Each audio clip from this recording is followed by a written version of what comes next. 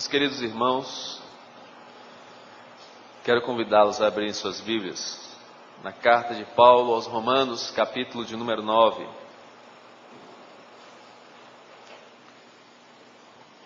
Carta de Paulo aos Romanos, capítulo 9, versos 14 a 29.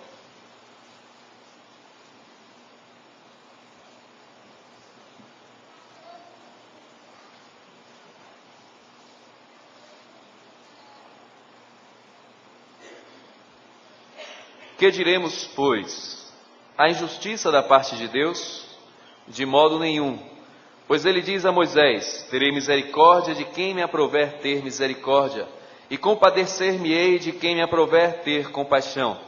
Assim, pois, não depende de quem quer ou de quem corre, mas de usar Deus a sua misericórdia. Porque a Escritura diz a Faraó: para isto mesmo te levantei, para mostrar em ti o meu poder, e para que o meu nome seja anunciado por toda a terra. Logo, tem ele misericórdia de quem quer, e também endurece a quem lhe apraz. Tu, porém, me dirás: de que se queixa ele ainda? Pois quem jamais resistiu à sua vontade? Quem és tu, ó homem, para discutires com Deus? Porventura, pode o objeto perguntar a quem o fez: por que me fizeste assim? Ou não tem o oleiro direito sobre a massa, para do mesmo barro fazer um vaso para a honra e outro para a desonra? Que diremos, pois, se Deus, querendo mostrar a sua ira e dar a conhecer o seu poder, suportou com muita longanimidade os vasos de ira preparados para a perdição, a fim de que também desse a conhecer as riquezas da sua glória em vasos de misericórdia, que para a glória preparou de antemão, os quais somos nós, a quem também chamou não só dentre os judeus, mas também dentre os gentios. Assim como também diz em Oséias: chamarei povo meu ao que não era meu povo, e amada a que não era amada. E no lugar em que se lhes disse: vós não sois meu povo, ali mesmo serão chamados filhos do Deus vivo. Mas relativamente a Israel, dele clama Isaías: ainda que o número dos filhos de Israel seja como a areia do mar, o remanescente é que será salvo.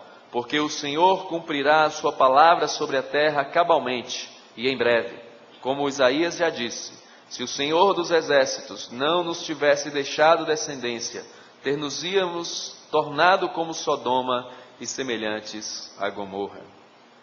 Oremos. Senhor nosso Deus, fala ao nosso coração, aquieta-nos em Tua presença, inclina nossa mente e as nossas disposições para a Tua vontade, para a Tua voz, e fala-nos em nome de Jesus. Amém. Meus irmãos, este texto exalta e fala a respeito da soberania de Deus. Certamente nós não temos muitas dificuldades em falar a respeito da soberania de Deus na criação, de um Deus que do nada trouxe todas as coisas à existência através da palavra do seu poder, da sua ordem, uma criação completamente livre e desprovida de qualquer tipo de interferência. Não temos dificuldade em falar a respeito da soberania de Deus na criação e de aceitar essa doutrina. Contudo, nós ficamos um pouco constrangidos quando nós vamos tratar a respeito da soberania de Deus para a salvação do homem. Aí nós ficamos cheios de dedos e um pouco melindrosos para tratar um assunto aparentemente tão grave, tão mal explicado, um assunto difícil de compreender e muitas vezes de aceitar. E não são poucos aqueles que tentam de todas as formas criar uma imagem dessa doutrina da soberania de Deus para a salvação, a fim de praticamente se colocar como um advogado de Deus, como que melhorando a imagem de Deus perante os homens, como que manipulando a mensagem para torná-la politicamente correta, a fim de não constranger as pessoas, de não incomodá-las. No entanto, meus irmãos, a doutrina da soberania de Deus na salvação do homem não parte de uma mera presunção do apóstolo Paulo, ao tratar desse assunto como que estando de fora e fosse inatingível. Muito pelo contrário, escrevendo a Timóteo, ele fala que fiel é a palavra e digna de toda aceitação, que Jesus Cristo veio ao mundo para salvar os pecadores, dos quais ele era o principal. Não é arrogância, nem prepotência do apóstolo Paulo. Muito pelo contrário. Ele se inclui entre aqueles que foram alvo desta soberania de Deus. Não é também uma doutrina da igreja presbiteriana. Não é uma defesa própria. Não é simplesmente uma maneira de ver algumas coisas e criar um portfólio particular, formatar um rosto de doutrina para criar uma identificação com a nossa igreja. Essa doutrina não nos pertence.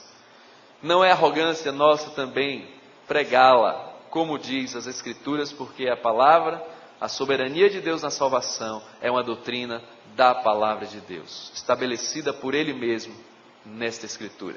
E é esse texto que exalta esta soberania de Deus. E nesta noite eu gostaria de destacar para os irmãos as características desta soberania de Deus na salvação, à luz desse texto de Paulo aos Romanos, capítulo 9, versos 14 a 29. Em primeiro lugar, acompanhe na sua Bíblia, a soberania de Deus na salvação, ela é justa. Verso 14. A soberania de Deus na salvação é justa. Verso 14. Que diremos, pois? A injustiça da parte de Deus? De modo nenhum. A soberania de Deus é livre e ela é justa. E Paulo está demonstrando através de vários argumentos nesta carta escrita aos Romanos, uma carta escrita a cristãos, judeus e gentios, de que todo homem é pecador. No capítulo 1, ele direciona sua palavra primeiramente aos gentios, que apesar de não terem recebido os oráculos de Deus, isto é, não terem sido educados, doutrinados nas Escrituras, diferente dos judeus, no entanto, através das coisas criadas, os homens poderiam reconhecer a divindade de Deus e o seu eterno poder. E diz aqui o verso 20 do capítulo 1, porque os atributos invisíveis de Deus, assim o seu eterno poder, como também a sua própria divindade, claramente se reconhecem desde o princípio do mundo, sendo percebido por meio das coisas que foram criadas. Tais homens são, por isso, indesculpáveis, pecadores, injustos, indesculpáveis, ainda que não tenham um currículo religioso para apresentar. Contudo, por meio das coisas criadas, Deus manifesta o seu poder e a sua divindade, tornando todos os homens indesculpáveis. Mas no capítulo 2, Paulo agora direciona esta palavra também aos judeus, portadores das revelações de Deus, das profecias. E ainda assim, com corações empedernidos e endurecidos, rejeitaram a proclamação e a vinda do próprio Messias. E Paulo então diz: portanto, és indesculpável, ó homem, quando julgas quem quer que sejas, porque no que julgas a outro, a ti mesmo te condenas, pois praticas as próprias coisas que condenas.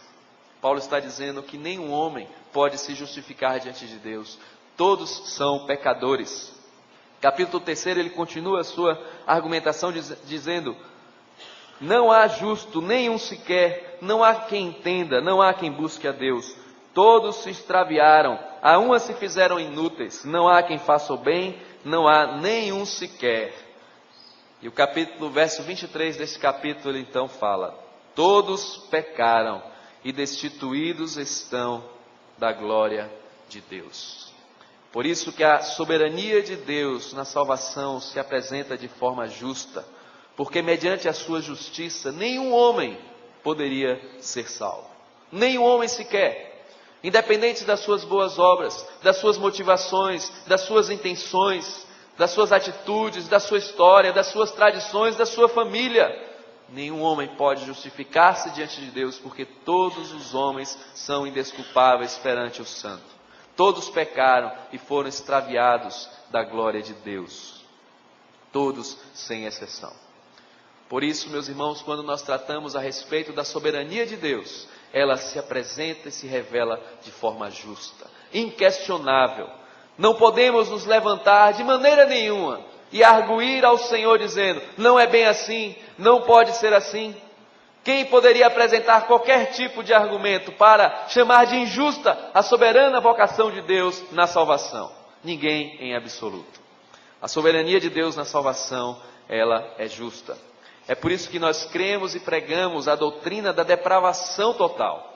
todos os homens pecaram e foram atingidos em toda a extensão do nosso ser, nossa mente, nossas emoções, nossa intelecção. Tudo isto foi alcançado e atingido pelo pecado, nos separando e nos tornando incapazes de agradar a Deus em qualquer uma das nossas atitudes. Todos são culpados, todos pecaram. Portanto, meus irmãos, aquilo que vem da parte de Deus é justo, é perfeito. A soberania de Deus na salvação se apresenta de forma justa, conforme nós lemos no verso 14. Mas a soberania de Deus na salvação também se apresenta de maneira graciosa.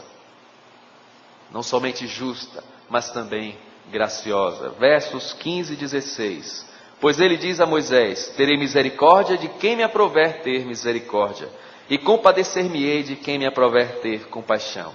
Assim, pois, não depende de quem quer ou de quem corre, mas de usar Deus a sua misericórdia. E Deus usou a sua misericórdia para alguns.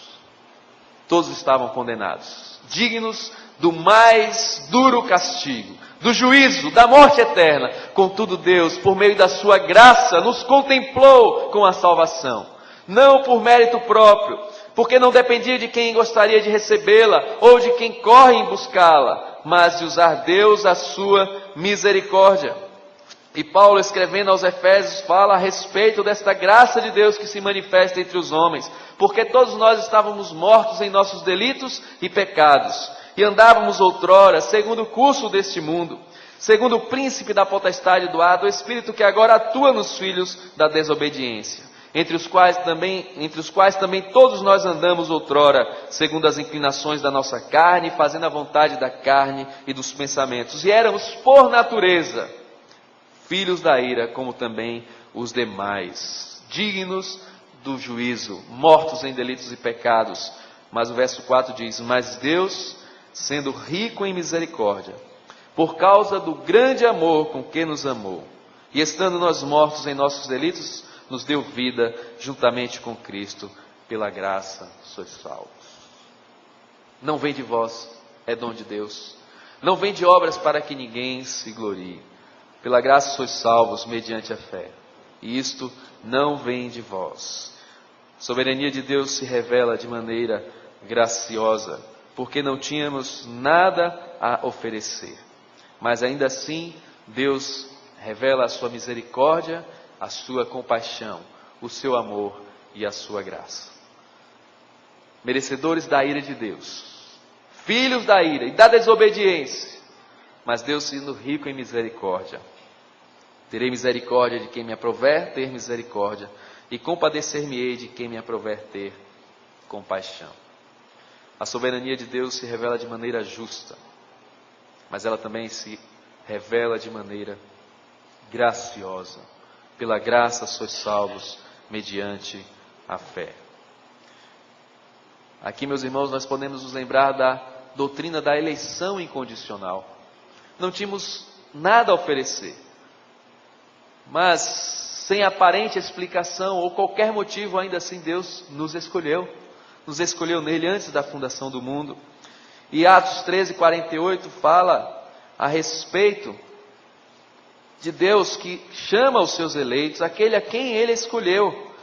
Veja o que está registrado aqui: os gentios, ouvindo isso, regozijavam-se e glorificavam a palavra do Senhor, e creram todos os que haviam sido destinados para a vida eterna. Deus elegeu de forma incondicional aqueles a quem haveria de derramar sobre eles a sua graça, a sua misericórdia, o seu amor e o seu perdão.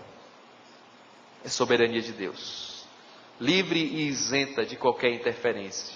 E aprove ao Senhor, nos atos da sua soberania, escolher dentre os culpados e indignos aqueles a quem ele revelaria a sua mão de graça, de misericórdia e de amor. Nós somos salvos porque Deus nos escolheu nele antes da fundação do mundo. A Bíblia fala que Deus prova o seu próprio amor para conosco, pelo fato de ter Cristo morrido por nós, sendo nós ainda pecadores. Nada podíamos oferecer. E então a soberania de Deus na salvação se revela a nós de maneira graciosa. Não somente de maneira justa, de maneira graciosa, mas também a soberania de Deus na salvação se apresenta de maneira poderosa. Olhe para a sua escritura, o verso de número 17 e 20 deste capítulo. Porque a escritura diz a Faraó: para isto mesmo te levantei, para mostrar em ti o meu poder e para que o meu nome seja anunciado por toda a terra. A soberania de Deus se revela na salvação a fim de expressar o seu poder. E no verso 20 diz: quem és tu, homem, para discutires com Deus? Porventura pode o objeto perguntar a quem o fez, por que me fizeste assim? E no 22 Paulo fala: que diremos, pois, se Deus, querendo mostrar a sua ira e dar a conhecer o seu poder, suportou com muita longanimidade os vasos de ira preparados para a perdição. Deus manifesta na sua soberania o seu poder. Escrevendo no livro de Êxodo, capítulo 9, versos 15 e 16, Deus fala a Faraó através de Moisés, dizendo: pois eu já poderia ter estendido a mão para te ferir, a ti e o teu povo, com pestilência, e teria sido cortado da terra, mas deveras para isso te hei mantido, a fim de mostrar-te o meu poder, e para que seja o meu nome anunciado em toda a terra. Deus manifesta a sua soberania com poder. Meus irmãos, quando o povo de Israel se dirigiu a Jericó, aquelas pessoas que habitavam protegidos por aquela muralha intransponível, tremeram, ficaram assustados por quanto estavam cercados pelo povo a quem Deus fez tirar do Egito com mão poderosa, do Deus que abriu o mar vermelho e destruiu aquele exército poderoso, porque Ele manifestou na vida de Faraó o seu poder inquestionável, o seu poder incontestável. Quando Deus age, ninguém pode impedir, e Deus, nos seus atos soberanos, manifesta o seu poder, a ponto de que ninguém pode questionar o que Ele faz. E é interessante, meus irmãos, observar que esse poder se manifesta através de um controle absoluto.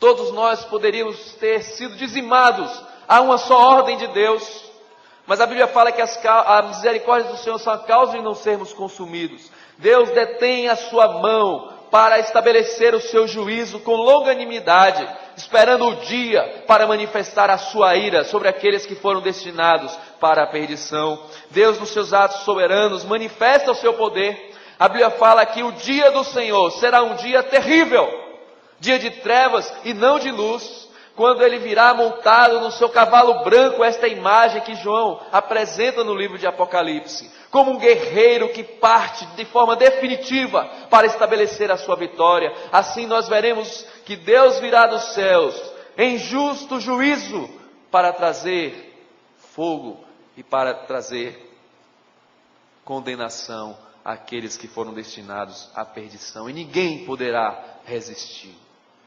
Ninguém pode resistir ao poder de um Deus soberano, de um Deus que estabelece a sua vontade de forma poderosa e inquestionável. Portanto, meus irmãos, Deus manifesta o seu poder na obra salvadora de forma soberana, poderosa. É por isso que nós cremos na doutrina da graça irresistível, porque esse poder também se apresenta de uma forma irrefutável. Ninguém pode resistir ao poder, ao convite gracioso do amor de Deus.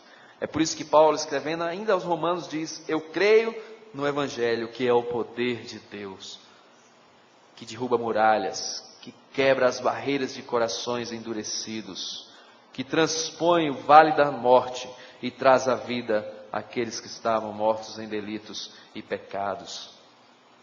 A soberania de Deus se manifesta através do poder do seu amor, do poder salvador, transformador, que nos regenera, que faz de nós, que éramos filhos da ira e da desobediência, filhos de Deus, a saber os que creem no seu nome, no nome de Jesus Cristo nosso Senhor. Portanto, meus irmãos, capítulo 9 de Romanos nos apresenta a excelência da soberania de Deus na salvação do homem, de forma justa, graciosa e poderosa. Mas também ela se apresenta a nós de forma gloriosa. Veja o que diz o verso de número 23.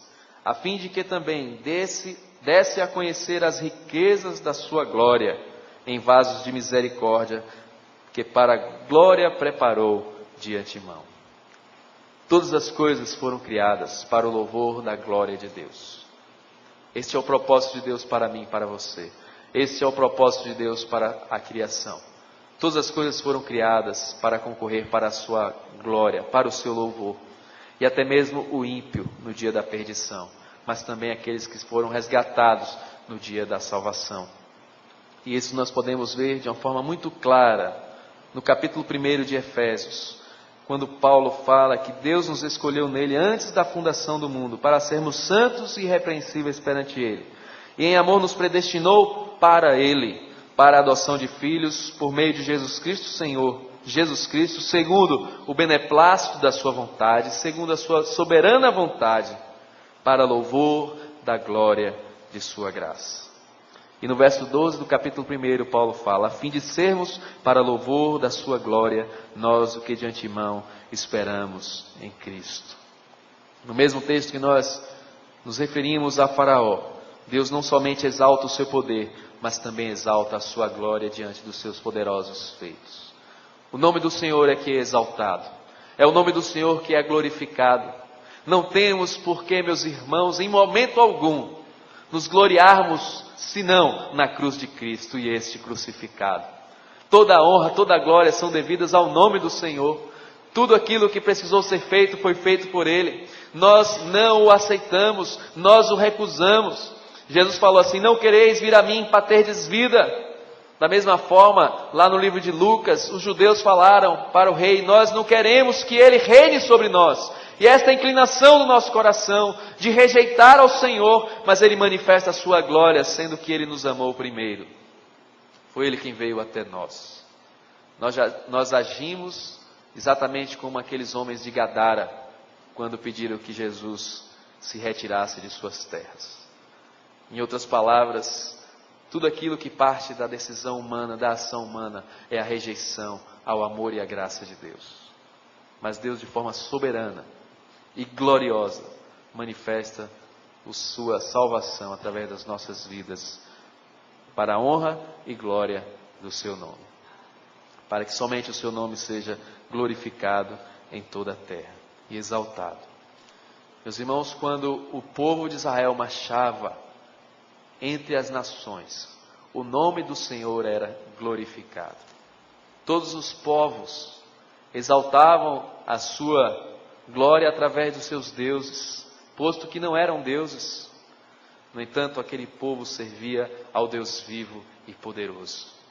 E por onde aquele povo marchava, os milagres, os sinais, as maravilhas, o poder de Deus se manifestava para apresentar a sua glória. E de forma gloriosa, Jesus Cristo foi enviado para resgatar o seu povo. Parece contraditório imaginarmos que aquela mesma cruz, lugar de vergonha, de dor, de vitupério, de humilhação, de escárnio, de derrota, constituiu-se no motivo de glória ao nome do Senhor. Porque ali estava no madeiro, Jesus Cristo justo, morrendo no meu e no seu lugar, para ser colocado numa sepultura e ao terceiro dia ressuscitar. Para que todo homem exalte o seu nome e o nome do Senhor seja glorificado. Meus irmãos, a soberania de Deus se manifesta de forma gloriosa, porque o nome do Senhor é glorificado através dos vasos que Ele escolheu para si. Vasos de desonra para o dia da perdição e vasos de honra, vasos de misericórdia. Graças a Deus por sua soberana vontade na salvação do homem, que se manifesta de forma justa, de forma graciosa, poderosa, de forma gloriosa e de forma eficaz. Vejam o que Paulo escreve no verso de número 28. Porque o Senhor cumprirá a sua palavra sobre a terra cabalmente e em breve. O Senhor cumprirá a sua palavra sobre a terra cabalmente e em breve, diz o Senhor. Paulo então pode falar a mesma coisa de outra maneira no verso 30 do capítulo anterior, dizendo, aos que predestinou, a estes também chamou, e aos que chamou, a esses também justificou, e aos que justificou, a esses também glorificou. Aquele que começou a boa obra em vós há de completá-la até o dia de Cristo.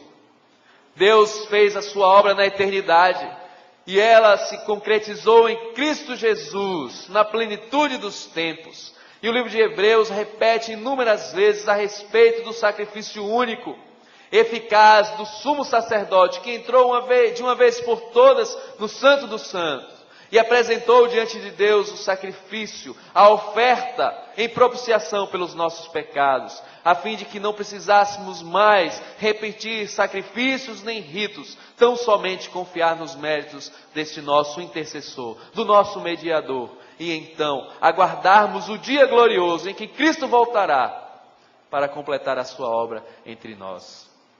Esta é a doutrina da perseverança dos santos, uma vez salvos para sempre. Porque, meus irmãos, a soberania de Deus se manifesta de maneira eficaz, porque tudo foi feito por Ele. E tudo que Deus faz é perfeito, é completo, é imutável.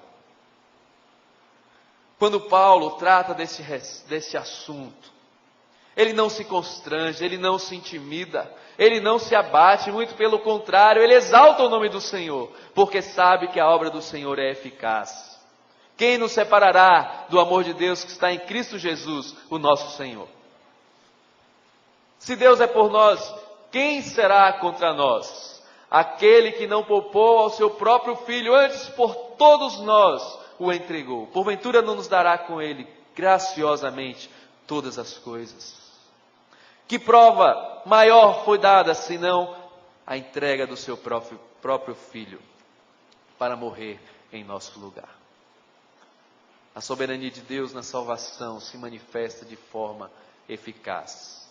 Todos os seus propósitos firmados são executados conforme foram designados.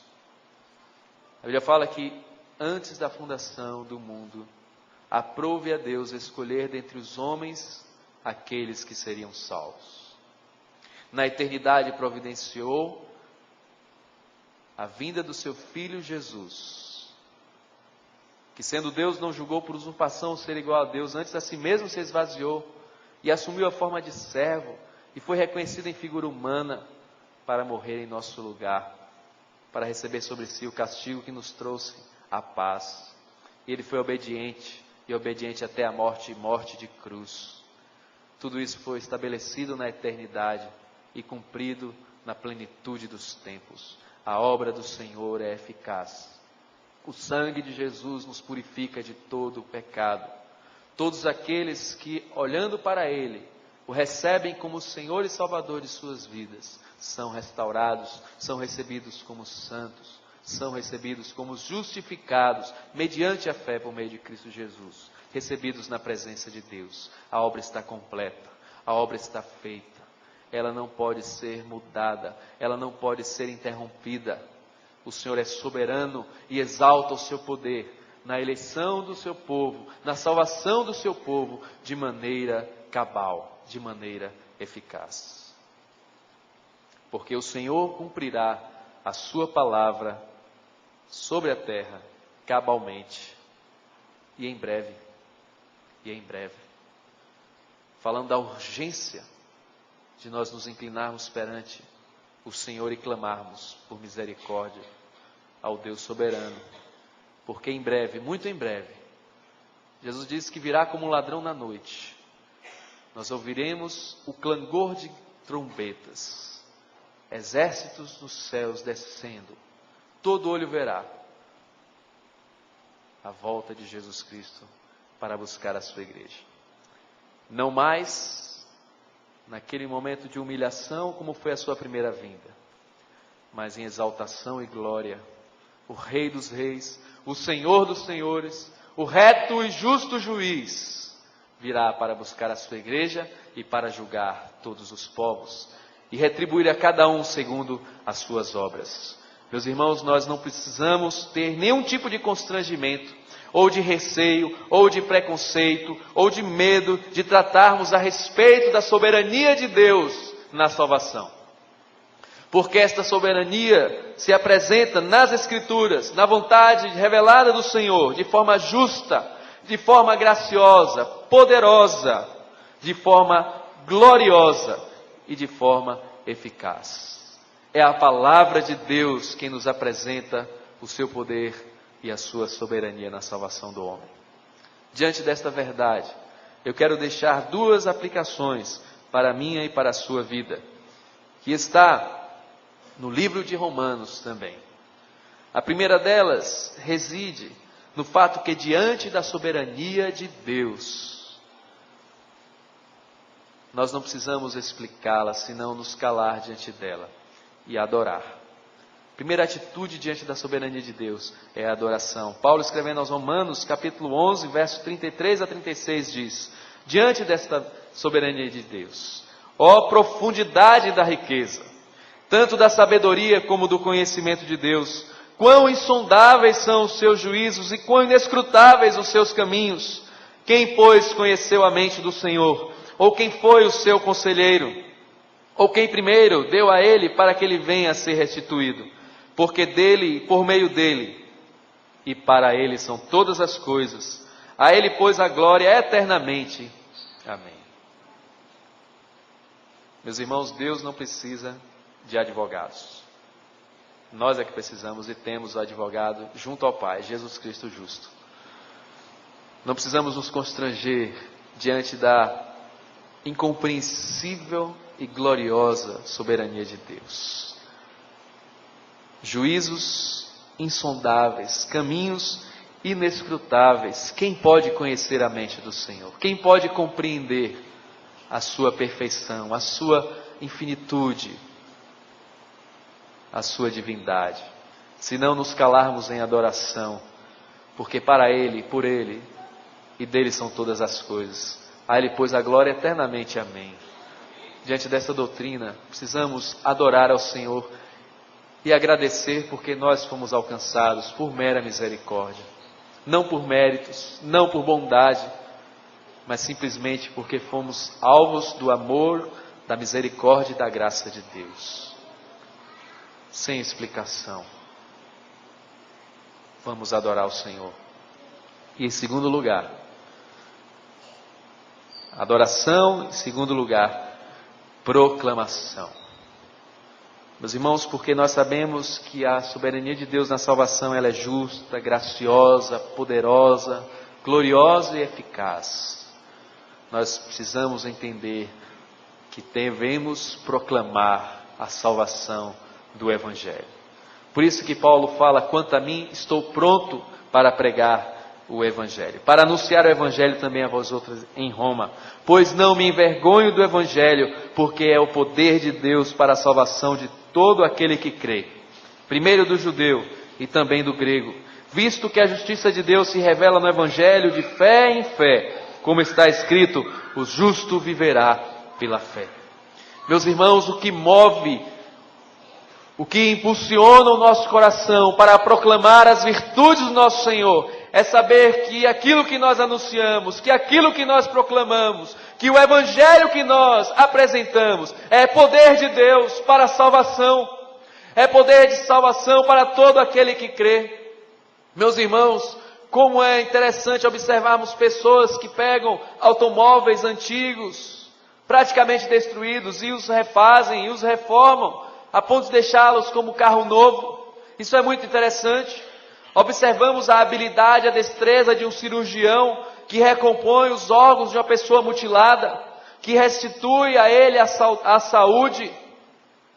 Mas não tem nada que se compare à obra da salvação. Como pode um homem fazer com que um morto volte a viver?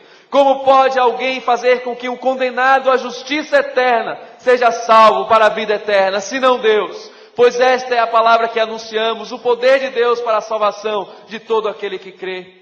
Meus irmãos, talvez não inventem, não descubram um remédio, uma cura para o câncer. Contudo, nós conhecemos a cura para o pecado e para a morte. Jesus Cristo, o nosso Senhor e Salvador. Porque nós cremos na soberania do nosso Deus, que manifesta o seu poder de forma gloriosa, justa, graciosa e eficaz. E usa a mim e a você, antigos perdidos, agora redimidos, como instrumentos de proclamação deste Evangelho.